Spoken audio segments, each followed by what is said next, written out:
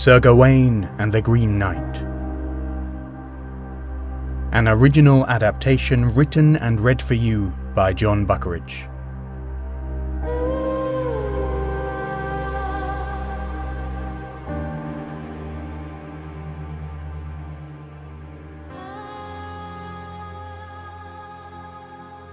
Part 7.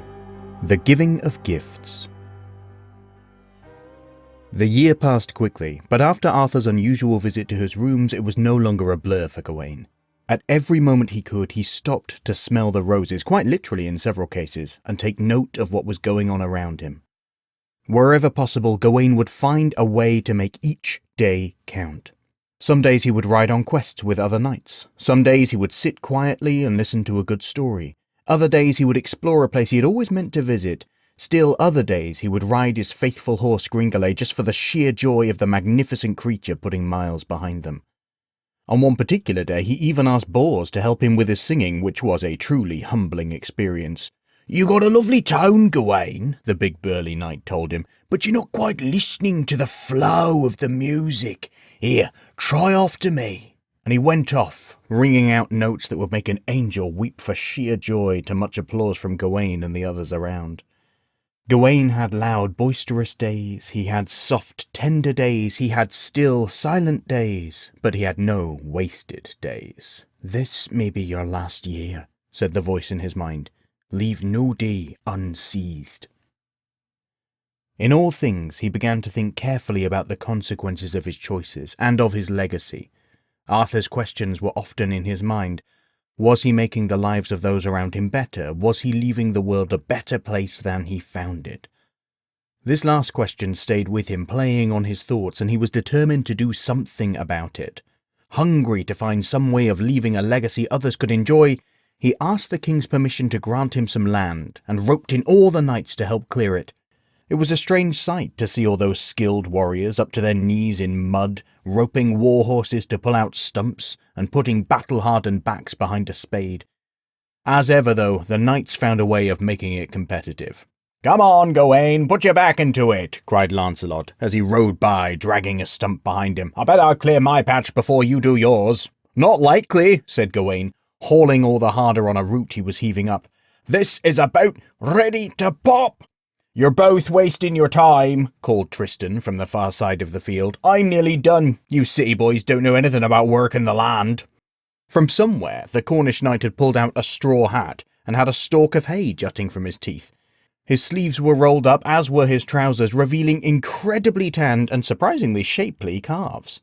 "How on earth did Tristan get so tanned?" Gawain asked Lancelot, but he never got the chance to hear the answer, because at that moment the root he was tugging on gave way, and Gawain was sharply deposited on his backside, dirt kicking up and spraying all over his face. All the knights laughed at him uproariously, but Gawain dusted himself off and threw himself back into the task. Eventually, the field was cleared, and then the real work began. Gradually, Gawain shaped his new patch into a garden, and for weeks he tended it tirelessly, bringing in sapling trees, planting fruits and seeds, watching his vision begin to grow.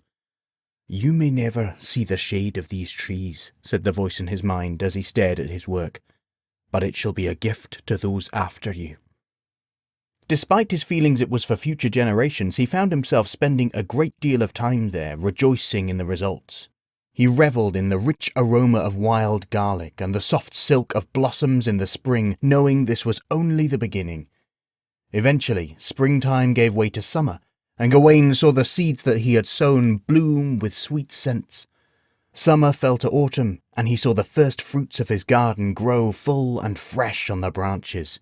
For Gawain, though, the changing of the seasons was a mixed blessing. While he was determined to enjoy every moment of each day and make memories of them all, with each changing of the season he knew the time ahead of him was only growing shorter. The air was now full of the crisp, sweet smells of the autumn, and he knew that soon the first frosts of winter would be wending their way across the world. Soon he would have to leave this life behind and begin his quest. On All Saints' Day, Gawain felt that he could not wait a moment longer, and he approached the king to ask for his permission to depart the court of Camelot. "I don't know where I will locate this green chapel," he told the king, "but I would not want the Green Knight to think I had not held true to my promise, because I had not left enough time to find him." "Of course, Gawain," replied the king. "You may go with my blessing and every blessing under heaven, but I have a gift for you before you do." Arthur made a gesture, and Sir Lancelot stepped forward holding a shield. It was the kind most knights used, but it was the design on it that was new to him. It was a 5-pointed star, etched in gold on a field of red.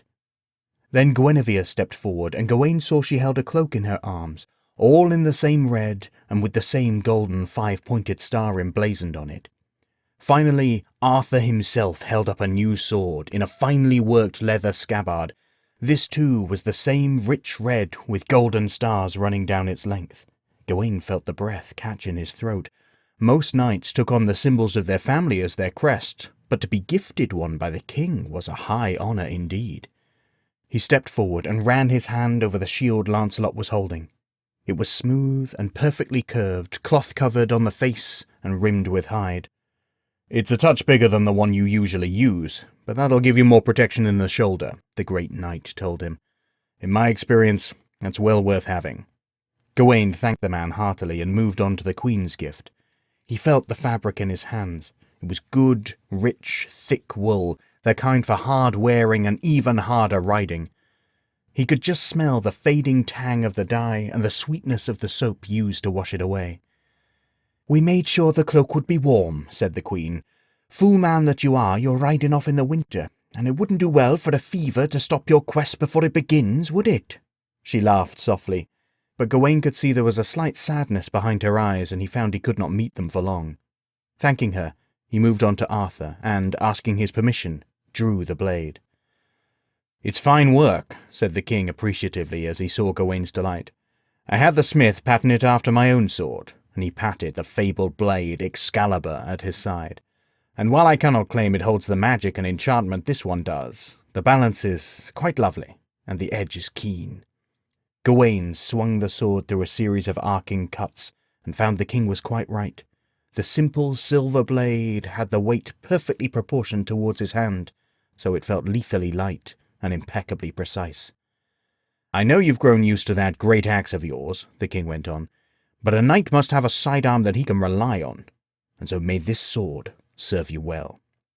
Gawain felt tears prick his eyes. Never in all his years had he imagined he would have such fine items as these, let alone that they would be gifted to him by the king himself. "Thank you, my king, this is truly—" He paused, trying to think of a word worthy enough, and failed. "Thank you. May I ask about the sigil you have chosen for me?" "They call it the Knot of Solomon, or the Endless Knot," said the king. "It has no starting point and no ending point, and it stands perfectly in balance throughout its design. Its 5 points represent the 5 senses with which we pierce and experience this world, and be sure that you continue to take every opportunity to sense this world, Gawain. Never grow numb of it. The 5 bars of the star represent the 5 virtues of a knight: generosity, love, purity, courtesy, and compassion. All of these are linked, and the shape is not complete without each of them present, just as no knight is complete without each of them present. I have seen great growth in you over the last months, and you are coming to embody all these virtues.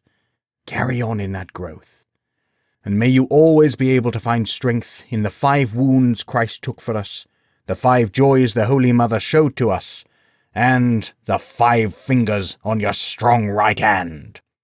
Gawain laughed at the king's unusual benediction and took the gifts gladly. "Thank you, my king," he said. "I shall try to be worthy of these gifts." That night they all feasted together, and everyone took the chance to shake Gawain's hand and wish him well.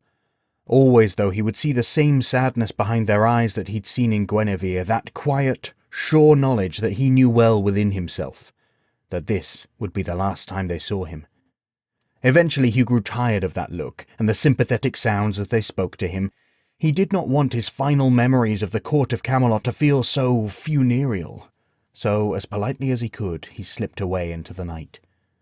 The next morning, before anyone else was up, Gawain rose and made himself ready. All clad in his armour, decked out in his new cloak, with his new shield on his arm, and his sword at his hip, and, of course, the great green axe across his back, he strode out towards the stables. He was hopeful that he could make it away from the court before the others rose to wish him well. He did not feel he could bring himself to see those sad, strained smiles and aching eyes for a moment longer. Before he could commence his covert journey, though, he was called back by a voice behind him. "Gawain!" came the voice, and he turned to see the Bishop Badawin chasing after him. He was a small man, and he held the hems of his robes up as he ran.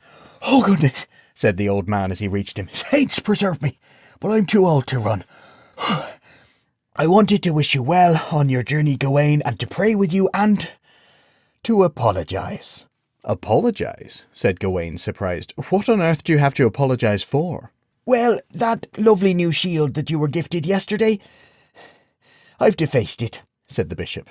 "You've what?" said Gawain, outraged. "Well, not defaced it," the bishop went on, "more debacked it. Take a look at the inside of the shield." Gawain did so, and saw a tiny etching had been made to the inner part. It was a face, the face of a woman. "It's the Holy Mother, Gawain, as a reminder of those choices made by ordinary folk that can make great change in the world. Go out there, Gawain, and be an ordinary person, making good choices." Gawain was quite moved and thanked the man warmly. Then the bishop prayed for him, blessed him, and wished him well. "Go with God, my boy," he called after Gawain as he mounted Gringolet, dug his heels into the horse's flanks, and rode out through the gates. After a year of waiting, a year of agonizing, a year of discovery and growth, his long-anticipated journey had begun.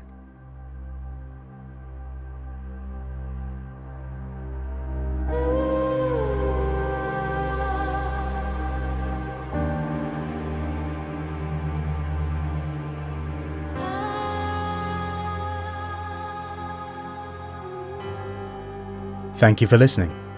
Sir Gawain and the Green Knight is a Settle Stories commission. Written and read for you by Jon Buckeridge.